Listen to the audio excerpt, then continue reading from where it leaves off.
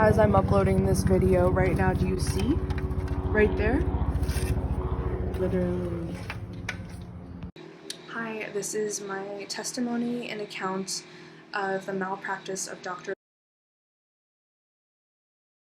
in her psychotherapy practice, and she tried to coerce me into taking medication and using tactics of belittling to make myself think that I had a diagnosis, as well as insulting my family and my deceased mother, and saying that I'm incapable of helping myself, that the only way out is medication through her. So this is really in-depth stuff that happens everywhere. I've heard of bad therapists everywhere, but I didn't know that there's one that's hit so close to home. I took singing lessons with her daughter. My sister took dance class with her daughter as well. We you know, kind of, my mom was really fond of her, but I feel like my mom was misled by her because of the way that she's misleading her daughter, me, my mother's daughter, me, and she's obviously trying to get paid through misdiagnosing people or falsely diagnosing people because she wants to get a paycheck. Here's my story. Anyway, I have a calendar. I've seen her 3 times total now, and on Wednesday will be my 4th and last final time, as I'm going to stop seeing her. I don't want to anymore. I don't consent to seeing her anymore. So the first time was Tuesday, 8:45 in the morning. This was Tuesday, February 5th, and then the second time was on Valentine's Day, February 14th, 2019, 8:30 a.m. That was a smaller session, or actually, those were 2 long sessions. And then the third session was yesterday, Friday, the 22nd of February at 9:30 a.m. to 10:15 a.m. And the 4th session I'm about to see her is 10:15 a.m. on Wednesday, February 27th.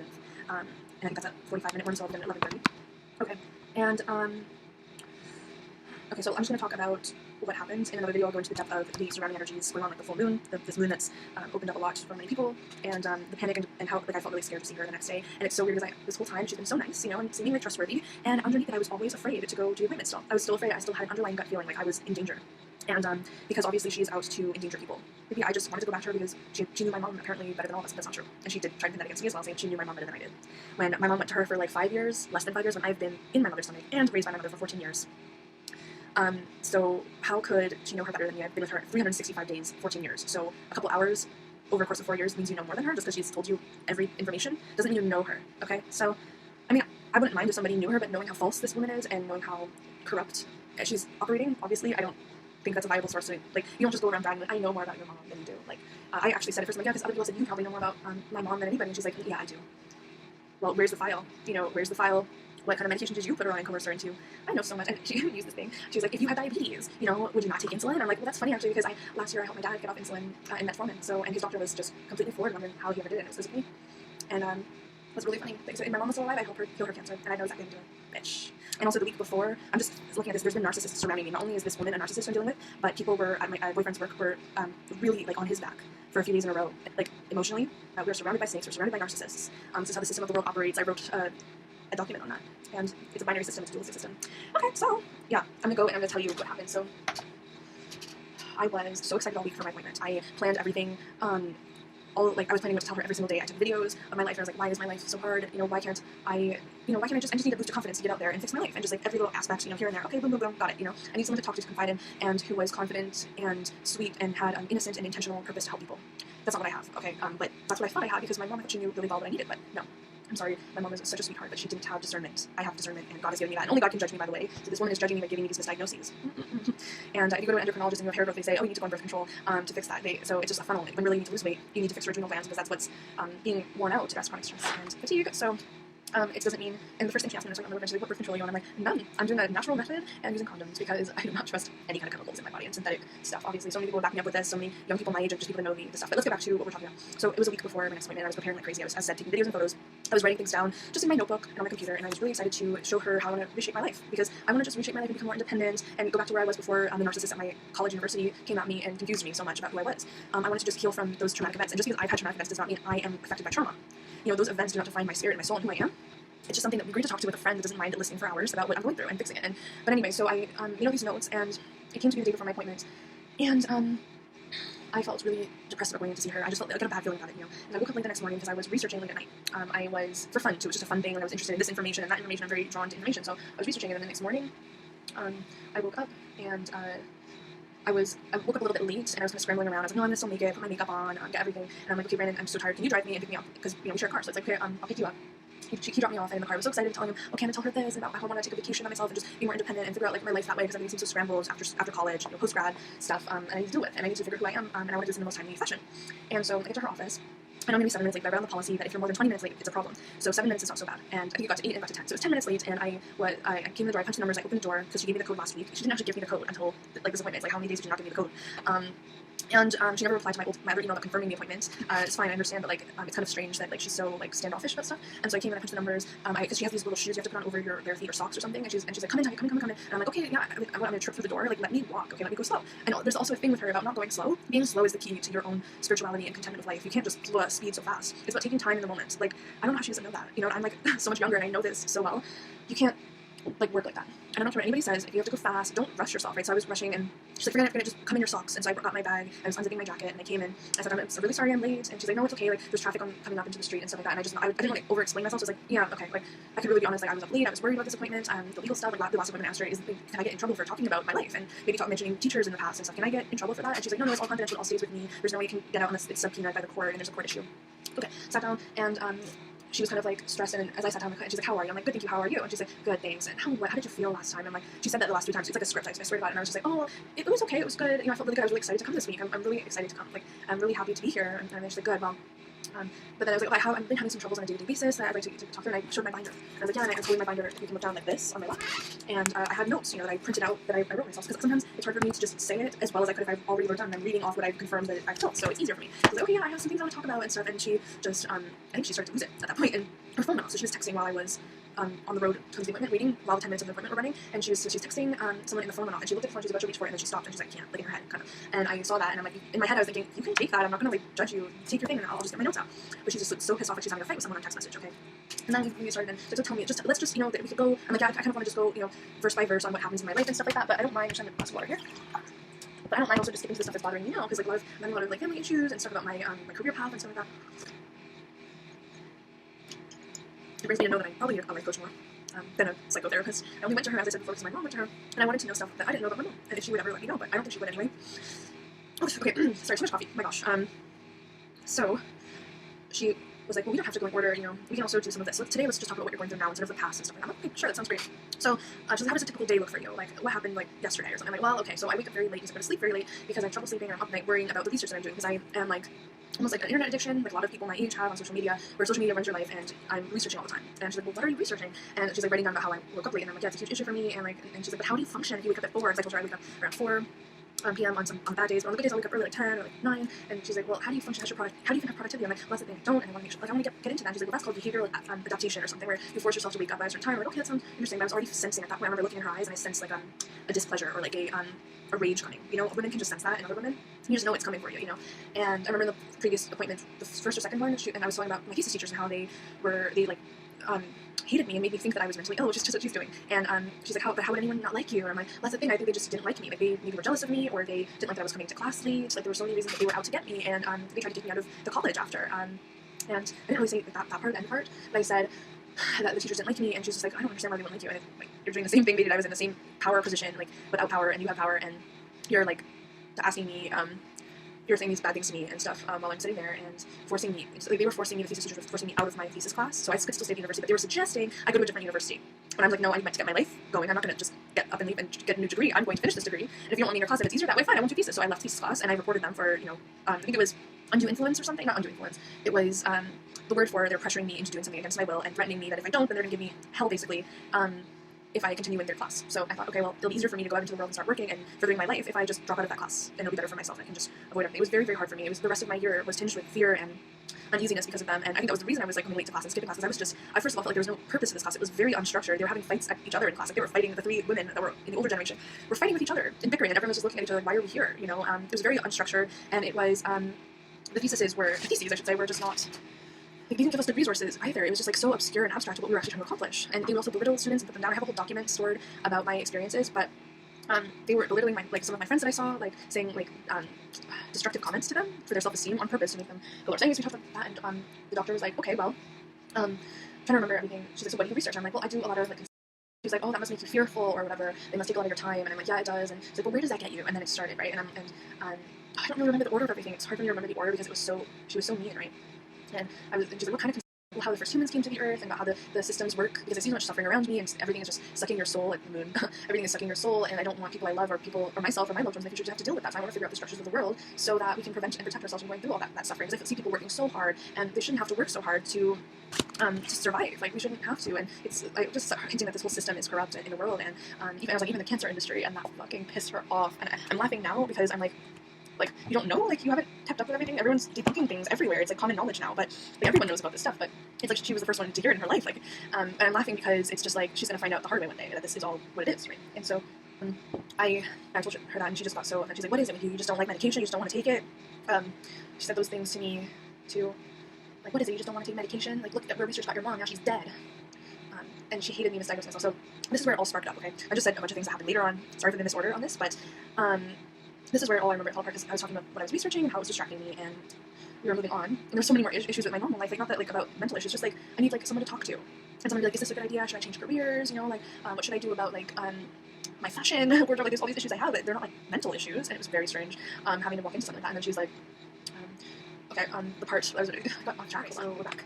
And so the next part was when she was talking about internet addiction. So I was talking about that, and she's like, so what would your mom say if she heard you were up late at night researching stuff, not getting enough sleep, not being productive the next day? I'm like, oh, I know. She's like, could you imagine what she'd say? Yeah, I definitely could imagine what she'd say. She's like, Tanya, you have an internet addiction. You need to shut it off at a certain time. And as soon as I looked to the side, she was like, fuming. She's like, what's with you with self-diagnosing yourself with all these random things you diagnose yourself with? What, bipolar disorder, MPD, anxiety, depression?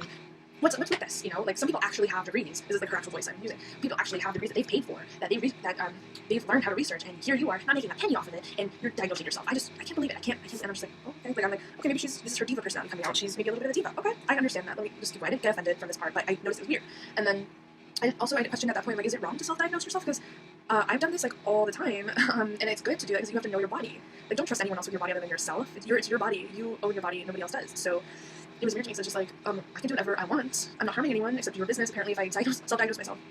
And I've always been self-diagnosing and figuring out the world through my own knowledge, right? So it's strange any other way. And I am like a naturopath, like I have a passion for naturopathy and a passion for research, and I deserve to enjoy that in my own right. So I didn't know I would offend her. I really offended her from that, honestly, and she got super attitude with me and rude. She flipped out at that point because I was self-diagnosing, and I knew apparently more research than she has done. I think research is a big trigger word for her, and she probably has some issues of her own.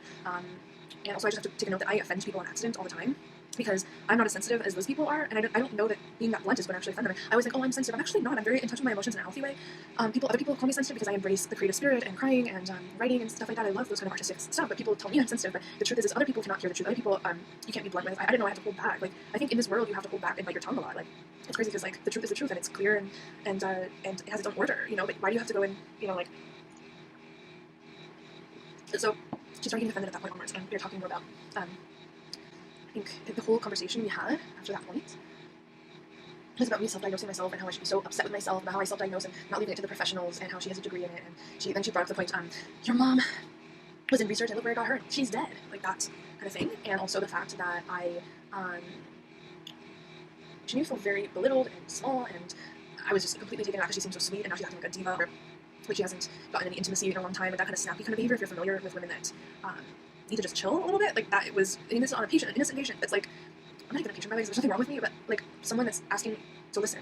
And she flipped the paper, and she's like, Tanya, what about medication? You know, would you ever consider going on medication?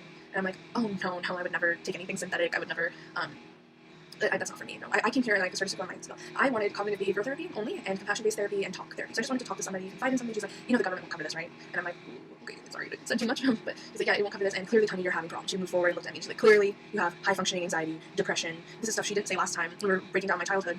She said, she didn't diagnose me with anything, but she said that it seems like you have trauma from your mom passing away at a young age, and it can manifest through that, and also anxiety because of the trauma, and a little bit of OCD, but that's all you have. That's what she said. And it didn't seem like it was a dire circumstance that needed like boom, like medication. But all of a sudden it was, after I mentioned conspiracy theory, the cancer industry, and I triggered her by knowing more research with my little pink binder on my lap. Because I had this on my lap, and she was so intimidated by having to read something. I think she has a fear of reading and writing or something, or researching even. I don't know, but it seemed like that. And my internal sense was like, oh my gosh, what the heck is this? And you know, at first I actually believed her, and I actually thought like there's something wrong. And she's saying like there's something so wrong with you, you need help. Like, and it was weird because I asked at first I'm like, oh my god, I didn't have to hear this. This is so sad. I need that much help. I need medication. Oh my god, like I had no idea.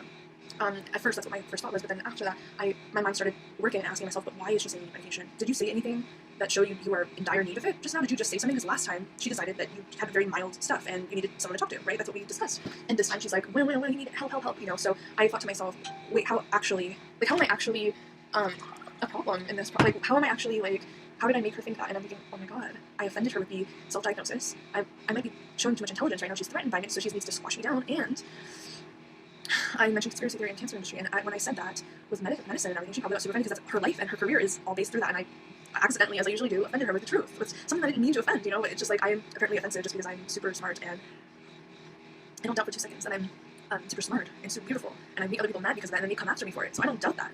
And it happens to a lot of people. It's not just me, and it's my generation is getting like this really hard beating from the other generations, and it's all because of power. You know, it's all because of the economy too, but it's all because of power. And this was a huge wake-up call. I'm really glad it happened because I feel like I was meant to come in late. I was meant to ruffle her feathers because her true colors came out before I could say too much, and I could.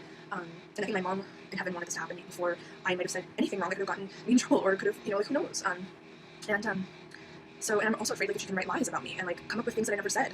You know, and I need to be careful because, yeah, I need to be careful because if she gets mad at me, she can come back and say all these things, but I need to show her that I have power and she cannot bully me. I need to say that. Oh, I need to say that because this is bullying. This is bullying. Oh my gosh. That's it. That's all I have to say. I have to say no, and I have to say stop, and I have to say don't use that attitude. And I have to say, what you did last time was a form of bullying. What you did last time was a form of bullying. What you did last time was a form of bullying. That's the only thing I have to say. I want them to know if I can have my mom's records, and what you did last time was a form of bullying. Pressure. And just stand there and say, no, I do not consent to you bullying me into consent, or bullying me into getting you a paycheck. You're bullying and belittling me. Bullying and belittling me, and you were making fun of my mom. You were intentionally, you had a bad attitude. You intentionally induced me into medication.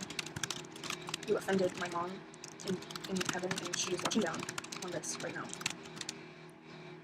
And she'll be like, oh, I didn't mean to, and like, you did, this is your job. So I didn't mean to offend you. You did, this makes me money. You, this is your job. It's your job to get me on medication. It's the truth. This is the exact thing that I need to say, because this is exactly the truth of what's going on. Okay, I highlighted it because that's what's going on, so it was a form of bullying. Okay, continue with the story. We're having tea, as they say on YouTube now. They're like, this is tea. What you did to me was a form of bullying.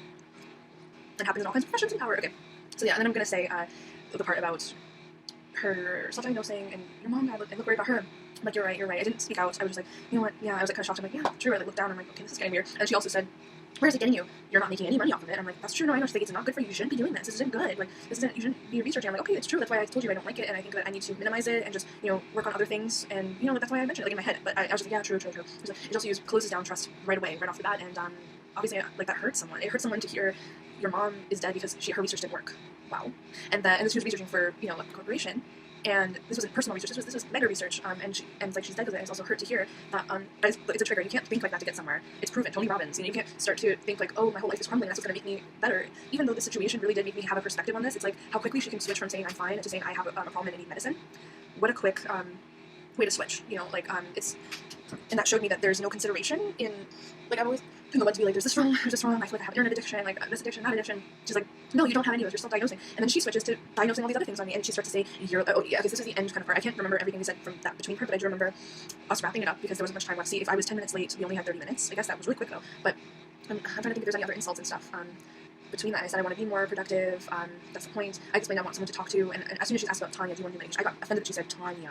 That's my name. Call me something else. Okay, don't call me by my first name because you're using it against me. You're using my name against me by being so like passive aggressive, by using like a familiar term to thwart.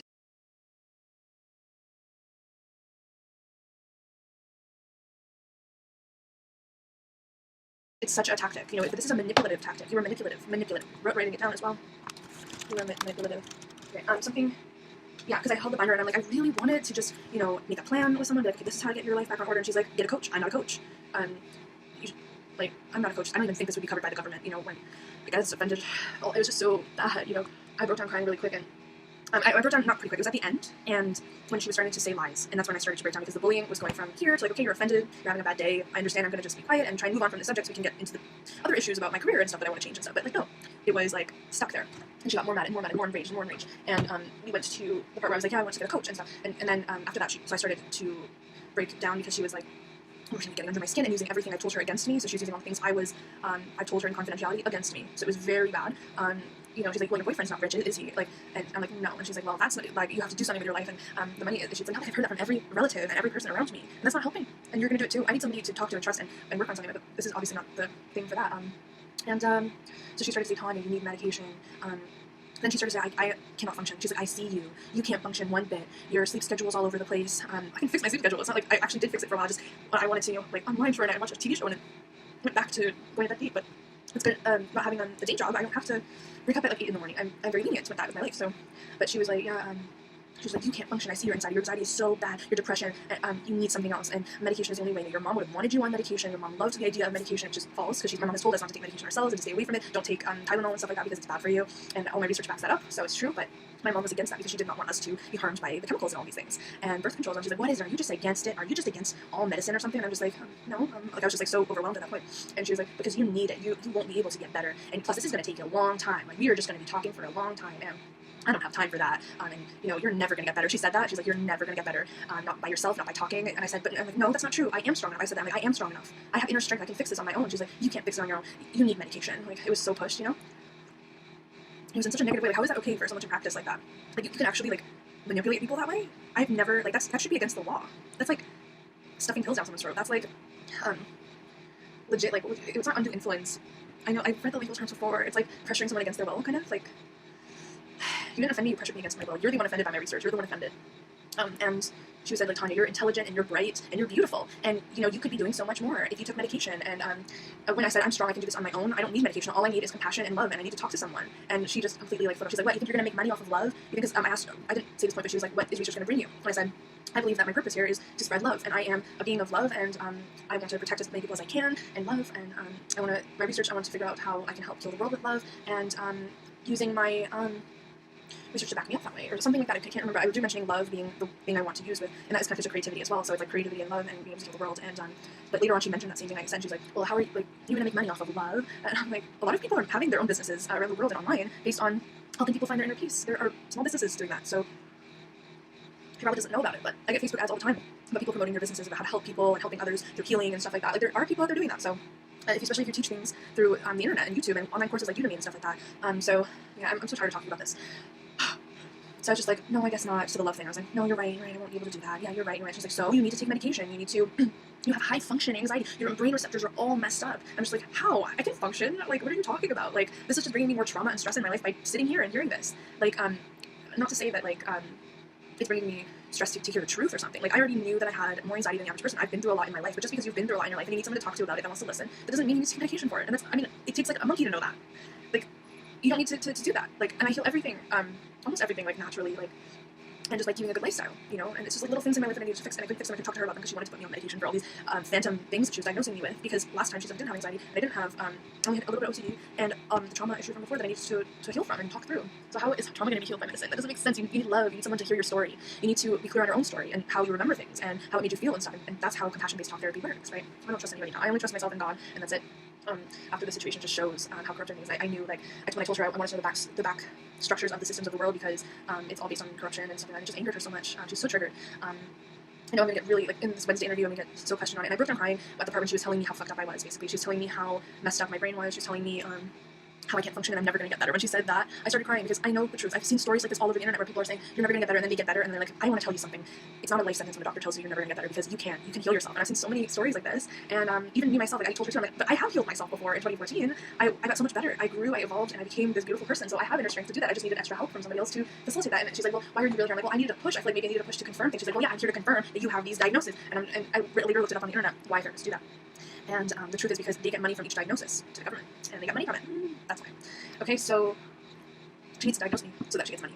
She's not getting enough money just by talking. It's a waste of her time, she said. And when I go there, I have to sit up tall with God. God is with me always, and He's watching down. He's guiding me. And anything that you think, oh, it's a little too far to say, definitely don't say it. Don't go crazy with it. You know, I wouldn't, like, be my normal, like, sassy personality, because obviously that would anger her so much, probably, and make her go after me. Because she's a dangerous person, it seems. And I don't want it to be thrown back on me. I was bullied. I became your victim. You victimized me. So anyway, I started to cry, and she was like, are you okay? And I'm like, yeah, and I started to cry, and she's like, it's okay to cry here. This is a crying zone.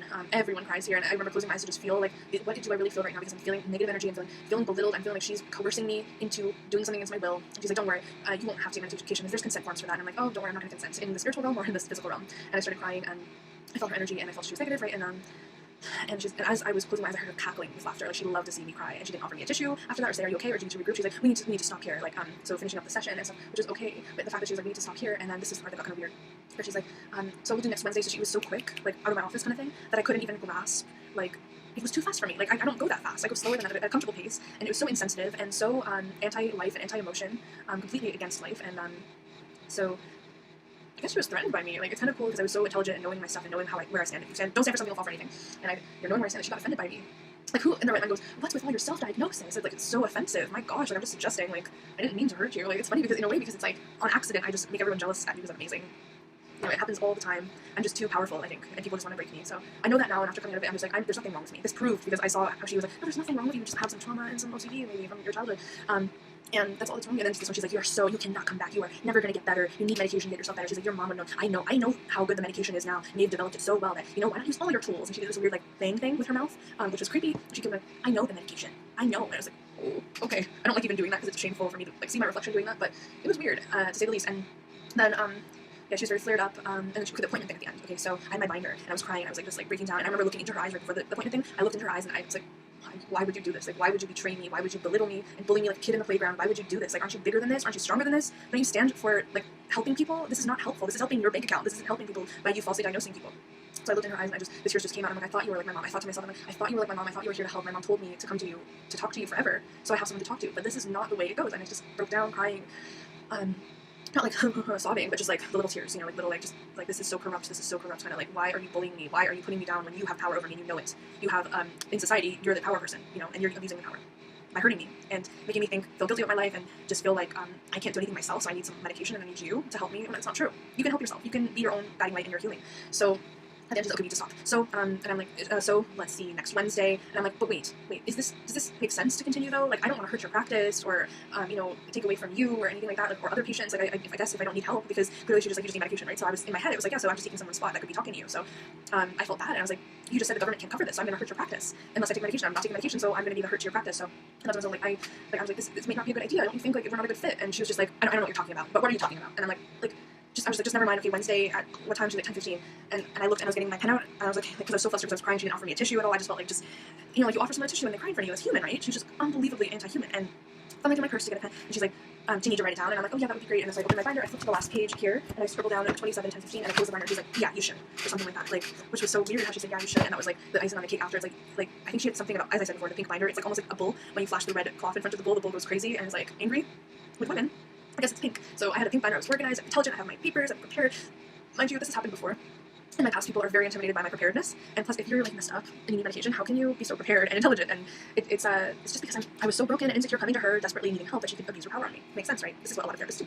And so I scribbled it down. She's like, hey, yeah, you should. Okay, well, bye then. And I'm like, well, thank you so much, doctor. And she's like, yep. And I just walked out. And I fumbled back into the room where the other patient was waiting, which I shouldn't have done that. I should have gone out the door. I forgot how to use it because my brain was just like freaking out from the attack that she put on me. And I was just so graceful and classy and just so like non-violent or strange or odd, as she was violent, strange, aggressive, bullying, abuse of power, narcissistic, like all of those things. And she was just, it really seemed like she was just in it for money. Like money was the end-all, be-all game, And I remember the other girl was sitting there, and I got a glimpse of her. She had puffy hair. She was Caucasian, I think. I don't know. She was a little bit more heavier than I was, and she was sitting in the chair, and I kind of just saw her. I was like, and I had my jacket, and I was trying to put my jacket on. Everything was falling, and my shoes were falling. I was just really distraught, kind of. And then I heard her like get up quickly and like run into the room. And I'm like, oh my gosh, like, it was just a negative place, a negative environment. I really hate the fact that I have to go back there. And I kind of want to say that you bullied me. I want to say I didn't feel bullied. You bullied me. That was bullying against my consent. I did not consent to you bullying me like that and talking to me with that attitude. And I want to know if I can get my mom's records and you can tell me everything about her or give me a copy. How would I get a copy? Do I have to pay for a copy? Do I have to get a lawyer to get a copy of it? But we're not continuing sessions after this. It's not necessary. And you're trying to coerce me and stuff. And I'm not going to take it. So. And I think that basically, I waited for my boyfriend, and after that I was just thinking to myself, am I crazy? Is there actually something wrong with me? Or was this a setup to get me to get her money from my diagnosis? And I was like, oh my gosh, and when I walked out the room, I was so sad. I'm like, why are people like this? And as soon as that happened, a light dinged on in me, and I was just like, this is fake. she is trying to pressure me, and I am a perfect person. She even said it herself. She slipped out. She's like, "You're so bright, intelligent, and beautiful," and that was the key. I feel like she has a problem where words slip out of her mouth on accident. She even mentioned something, she's like, "I help all these kids, all the kids," and I'm like, "What are you talking about?" That was weird. That was like really triggered. And the thing about my mom, she's like, "Your mom's dead." Like that slipped out of her mouth, and the other thing that slipped out of her mouth was like, "You're intelligent and beautiful and bright," and I'm like, in reverse order, she's like, "You're intelligent, bright, and you're beautiful. You have so much potential. You could do so much, but you need medicine to get there." Thinking to myself, I know this game. People have played this game on me when I was in school, in elementary school. People have played this game on me when I was in college. People have played this game with me all the time, and it's not working. So it's all part of the system. It's all part of the plan, to keep us not able to talk to each other. We need to love others and to talk to others and to have friends and family to be able to talk to. And that's the truth, is that the world tries to permit that from us. No, not permit, take away from us having that. And I wish I recorded her. I don't want to record someone against their will, but I wish I had something else to record it. But this is like my account of it, and I really trusted her. I really liked her at first. I just had this underlying back of the head kind of feeling like I don't trust her like a little bit, and I'm scared of her when she snaps on me like she did when I was a kid. And I remember when I was a kid, when I was in her office, she also snapped on me. And I remember because the way she snapped on me this time was identical to the way she snapped on me when I was 15. Although I remember her snapping on me in the back of my head, and I thought it was because of me being a rebel. Like I was rebellious, I was late, I wanted freedom to be on the internet and talk to my friends and stuff like that. And I always thought it's my fault that she hates me. She just hates people. She doesn't help kids. She messes up kids and tells them to go on medication. And I feel so bad for all the kids that have to know her and go through with that. That's crazy. I wish I had a career trying to help people and save people from people like that. That's dangerous. Those people are dangerous. And the way that they're like,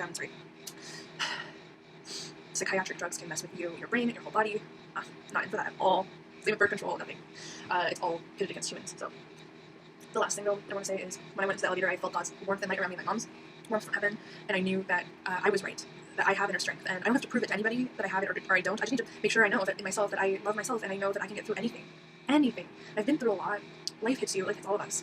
But look at all I've been through, and look how I've grown. I'm very proud of that, and I don't need to prove that to anybody or be like more of a bully myself to get that across and be more like sassy and stuff like that. I don't need to, because I am me, and that's enough. And this beautiful innocent girl who they're trying to lose my innocence and get on their level, which is down there, I am already pure and beautiful as I was born that way, and I just need to stay that way.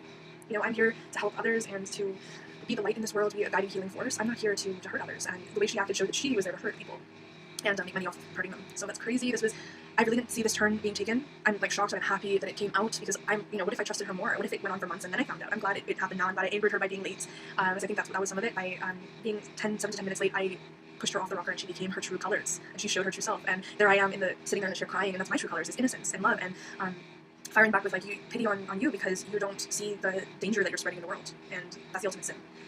And so when I was in the elevator going down, I waited for Brandon, and I knew in my heart that I could be strong enough to fix my problems on my own the way I planned. And who says I can't be my own helpful coach in getting things sorted out and talking about my stuff? It's the most beautiful way to document a life. I'm going to get into scrapbooking and being able to diary write even more than that. And she's actually was into diary writing, and it's just crazy because my mom got into diary writing, but she doesn't like writing anymore, and she's saying that it's a waste of time, and that she also said to me, paraphrase because I don't remember the exact words, but she said that if I continue talking with her, it's going to be a waste of her time, and I will waste my time. I'll never get better. I'm just going to go in circles. She sees how it's going. There's no way that I could get better other than by taking medication. I'm never doing that. Never, because she's trying to silence me and turn me into a docile, muted person through that, and taking away my power by putting on medication. So I got into the car, Brandon picked me up right on time, and I got into the car, and I gave him this look that something just happened that's very serious, and I just broke down crying. And I've heard stories about therapists being evil and twisted and manipulative and hurting others and raping people and abusing people. So much happens in therapist office, and it's just that's why they're called therapists, rapists, and doctors too. They abuse their power on those that are weak or deemed weak, that they think are weaker and innocent and more beautiful on the inside, beautiful in their values towards life. And who knows what kind of picture she could paint of me with her twisted mind, right, and her maybe knowledge of the legal system and whatever. So I don't want to get on that side, but I want her to know that she can't hurt me and she can't bully me, and that's what I want to do in the next appointment, is just make that clear. That today's February 23rd, by the way, at 7:21 p.m. And I wanted her to know that she can't push me around and bully me. And so when I went in the car, I broke down crying to Brandon. I told him everything, and I told her how she betrayed me, and she was trying to get me on medication, forced me on it, and we had a long talk.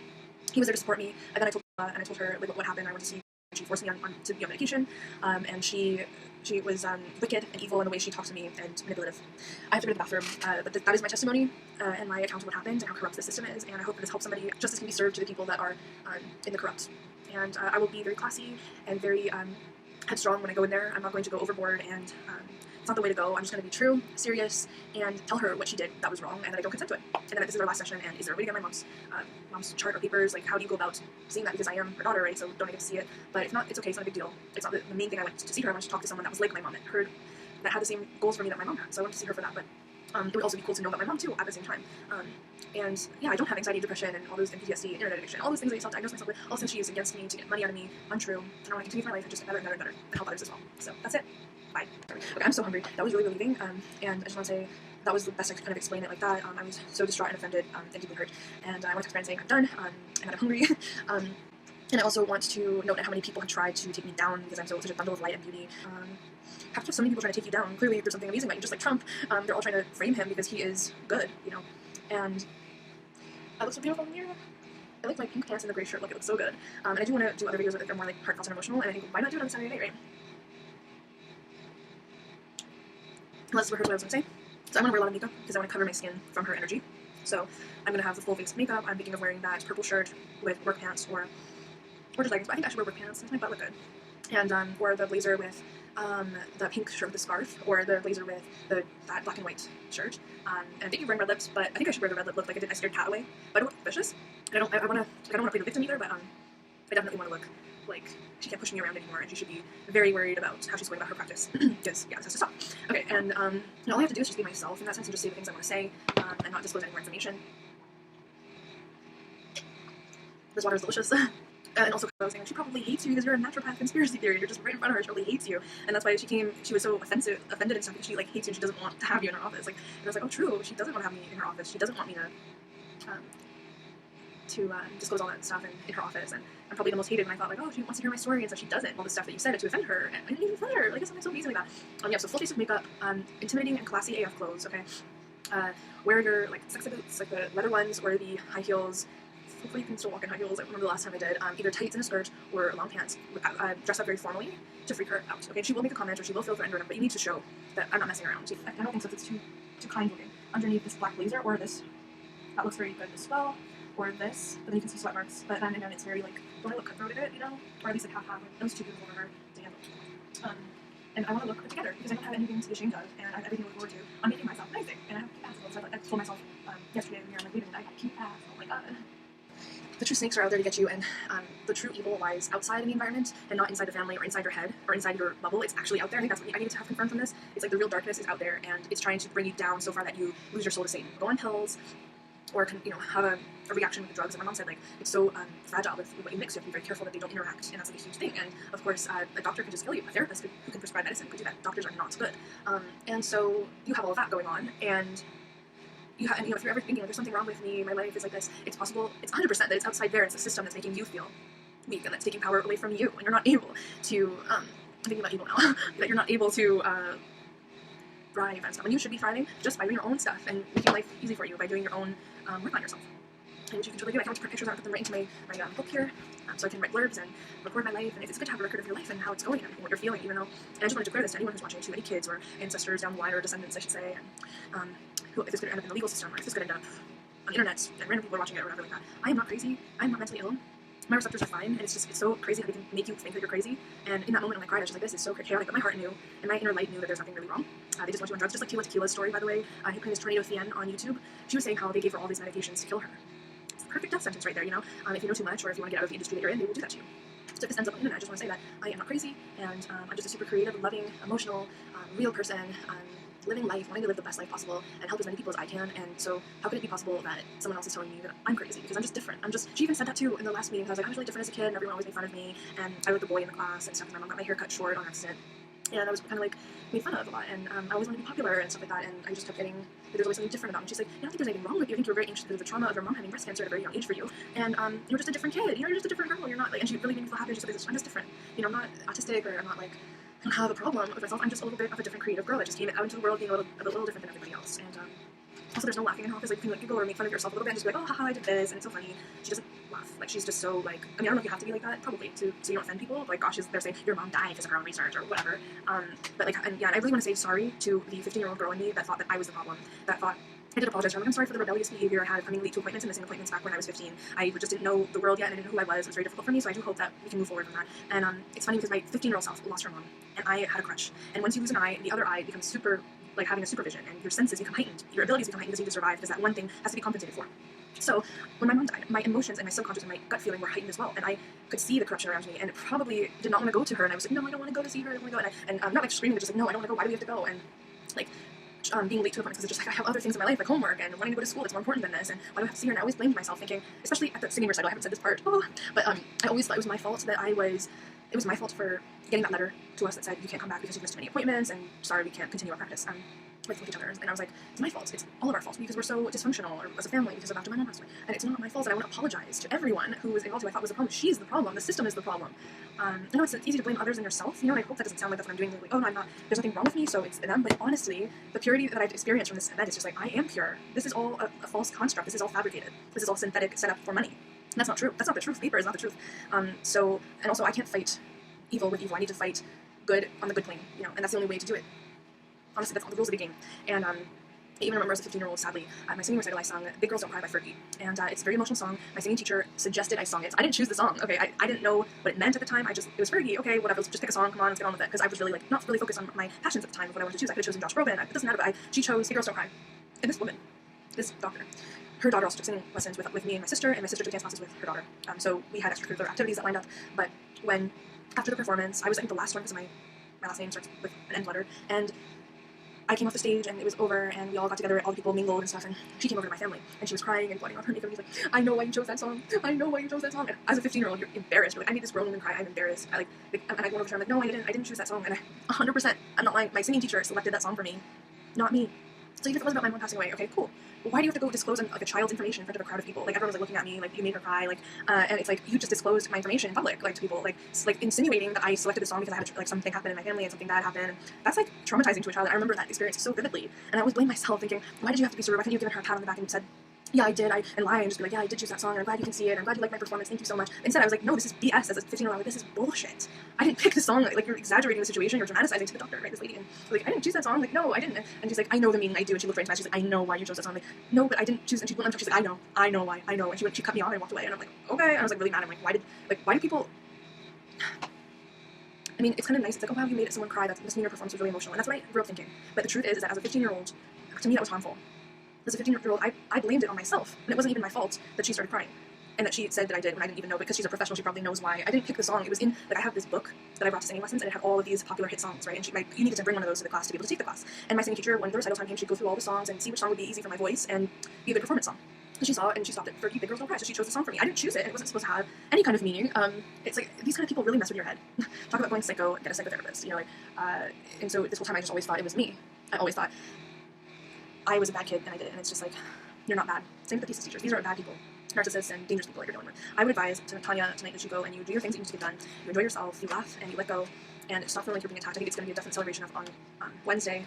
If she tries to hurt you, touch you, grab you, or touch your belongings, you need to be able to quickly run out of there. You know where the door is. There's the door, and you just go on home. You just get off on the street and just run because you never know. I would run my foot. I'm a good runner. But yeah, it's good to know who you are and not be sucked into the ideas other people want to make you feel like you are. And you only know who you are. I'm sorry you had to go through this traumatic event, Tanya. I love you. I want to apologize to other people that I thought it was their fault. I thought it was my fault. It's this chaotic person that's causing all this narcissistic, abusive person that's controlling the situation around me. And no wonder, I wonder if my mom was her handler, maybe, or someone trying to cheat my mom too much, and she shut her up, coerced her into thinking that she was trustworthy and she wasn't. We don't know. It's just really crazy that my mom thought she was a good person. My mom did not have God's discernment, and I think it was placed in her because it's not her fault, by the way, that she had this, but my mom had false discernment because she didn't have a good connection with God like I do.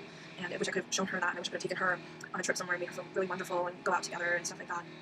And I also do these sick looks on her face. Sometimes I told her, I wish that my mom went on a girls' trip together, and who knows, maybe she had some kind of romance or something. I hope, I wish, for her sake. And she had this weird, that kind of smirk. And when I was talking about me as a kid, he was the only one to call and being kind of weird. He's like, well, I just think that's what kids do. And also, I'm just trying to remember everything. I just don't, she would smirk at certain things in a weird way. I didn't know what her reaction was. Was this a reaction of approval, or is it snarkiness? Because there's a lot of snarky. Let me write down snarkiness on purpose.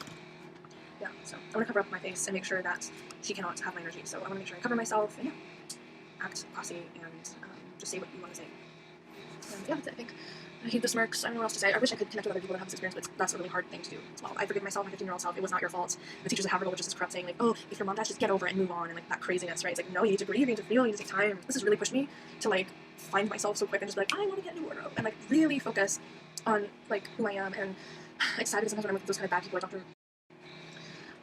I kind of soak up their personality because of how intense it is. And right, Melania Tanya Evans talks about this in her course, where you have a narcissist and you start to soak up, because of your victim peptides will soak up the feelings, and she doesn't have to prescribe anything, but Melania is doing a great job. And the victim peptides, and how she was saying my receptors are all messed up. I told Kyle that she was in tears, saying how unfair that was for me to have someone say that to me, because my receptors are all messed up. Gosh, let me just reset myself, and it's possible to do that. You can really heal your body if you give yourself time.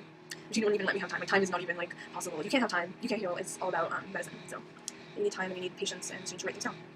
Another thing that was weird was when I gave her my signed paper on the dot. Like I had the paper folded up, like I folded up on the seat beside me with the staple, and it's like she didn't ask for it the whole time. She's like, "This is here." Like, like she didn't say anything, but it was right there, and she's like, "Never asked for it at all." Like, can I see that or whatever? It's just like ignore that there's paper. And oh yeah, her office is so messy. Like, there's like piles of paper all over the desk and like things everywhere, clutter everywhere. Just fill everything up with clutter. Like you're super like you don't have clarity and like space in your mind. Like it's just crazy. And she said when I gave her the paper at the end, I'm like, "Oh yeah, by the way, I have this," and she's like, "Oh great.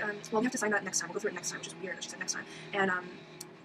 And she looked through and she's like, oh wow, you already signed all the things in the right spots as usual. Perfect, Tanya. Which was weird how she said that. It was almost like, you know, with the thesis teachers again, how they would always say like, I'm like saying, "Oh, you're so good at this. Your presentation was just amazing." And then after it was like, "No, you still need to leave," because they got that jealous stuff because I was too good. Gosh, this is what happens when you go to a private school. You get hurt so much and programmed and stuff. So, yeah, it was just crazy how she called me. It's like, "Perfect as usual, Tanya," or whatever it was. And I was like, "How do you know? You don't know me. No, you don't know I'm perfect. Maybe I come off as like perfectionist, which is cool. I mean, like, yeah, I am perfect. I'm thank you." I got this new makeup. I got toenail clippers finally, so I can make my toes look perfect, and not break the clippers like alternating with the fingers and stuff. These two. Lash Paradise. I know this is going to be only once in a while because it probably has bad chemicals and who knows what in it. So I'm just looking at the ingredients now. Alcohol denate, talc. Does it have titanium dioxide? It doesn't have lead, but I want to check if it has lead or not. And then this is East End Snob. I want to wear it for my music videos. But then again, I don't need them to look beautiful already. But this is what Kennedy Walsh wears. The Rimmel Exaggerate Full Color Lip Liner. East End Snob. Honestly, Rimmel is like so good. Like with everything. Oops, we have like everything that's amazing on their line. Like clippers. And remember that lady when I after the doctor's appointment when I was like in touch with God again, and I remember that lady came up to the video trying to come closer. I'm like, "I'm gonna get attacked again." Like it was this lady with black hair, Jewish, mid-age, and she was like, "You're so beautiful. You're so, like, what mascara do you use? Close your eyes, let me see." And she's like, "I used to have beautiful long lashes. Like, some people get extensions. Do you go to Sephora? I don't like Sephora. Where do you get this? Physicians Formula. Say it again, Physicians Formula. Oh my god, I love your long hair. I used to have long hair too when I was young and stuff like that." And I was like so flattered that she goes, "I think I look pretty that day." And honestly, I had no makeup. I was like this and like the liner and the mascara and a little bit of eyebrow product. It's just like someone thought I looked beautiful. No, like, I must look so much more beautiful than anything. And I'm just like, this girl is just like, "Oh my god, my life is so bad." I gotta silence her. So there are snakes everywhere. Everywhere. Yeah, no. Maybe I should put up a video about that. Maybe. There's doll collectors. You know, there's people that are here to stigmatize you and make you believe that you're effed up when you're not. People designed to suck your time, to hurt you, to slow you down. They're planted, you know, it's sick. Obsessed with eating right now, which is crazy because after this experience, I'm just hardened up, and I'm like, no, you know, like, she even said this weird thing where she's like, "Yeah, to be able to face the pain, you have to have more and more pain and be okay with pain." And I'm like, "Fuck you, like, no, like, you should be at peace with, like, the hard stuff, but not like that." Like, I don't believe that. And I'm just like, I'm thinking, like, I can't rebel against you because you're my mom said, that's like, you're fucking wrong, you know, and, I said something interesting before and I was going to go off on a tangent on that one, but I forgot the makeup. Yeah, the beautiful thing, like, I'm really so beautiful that people are, like, hating me and jealous. And it makes me think, like, well, of course, that happened in high school, that happened at dances. I remember when I talked about sex with her, she didn't understand what I meant. Like, she was, like, she didn't know what sex was, she didn't know what that crush feeling was. She looked like she was disgusted, she didn't want to talk about it. Romance and love, it's, like, disgusting her, and it's funny how many people are like that in the world that just, like, push away the idea of romance and love, like, if you can't handle it, rant. But I just want to say, like, I'm being attacked left and right by people, and I'm not doing anything wrong, and people are forcing this idea on me, like, "Oh, you're doing this wrong, you're doing that wrong." Well, guess what? Only God can judge me, and God knows my intention. He knows where I'm coming from. He knows I'm with love. And so I see just all these things, like, in these people, like, random people, like, at a fast food place. I feel like that I'm regularly going to, this girl would be really mean to me, and I called her out on, like, bad attitude. "You do not use an attitude with me." And she was just like, whatever. And I walked away, and I'm like, yeah.